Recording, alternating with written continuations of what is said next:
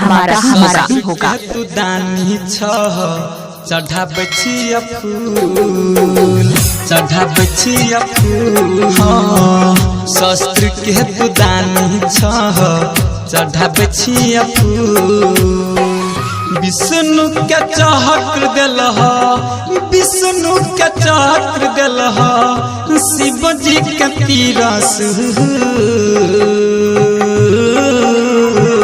शस्त्र के तू दानी छह चढ़ाबै छियै फूल शस्त्र के तू दानी छह चढ़ाबै छियै फूल।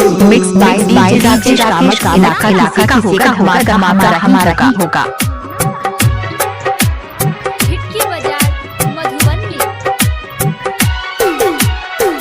तीनू लोक में तोहरे होइ छ बाबा जय जयकार हो महिमा छ तोहर बाबा अगमय पार हो अगमय पार हो तीनू लोक में तोहरे होइ छ बाबा जय जयकार हो महिमा छ तोहर बाबा अगमय पार हो भगतन पकीर पार है भगतन पकीर पार है बाबा तोहर सदा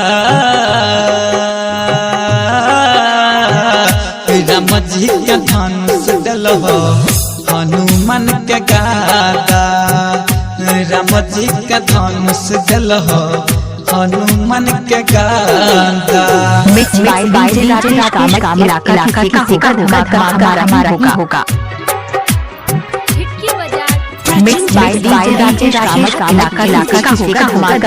सोना के लंका बाबा तू ही तो बनेलह सृष्टि के रचहिया छह जग के सजेलह जग के सजेलह सोना के लंका बाबा तू ही तो बनेलह सृष्टि के रचहिया छह जग के सजेलह कमलेश्वर राजेश कमलेश्वर राजेश पूजैला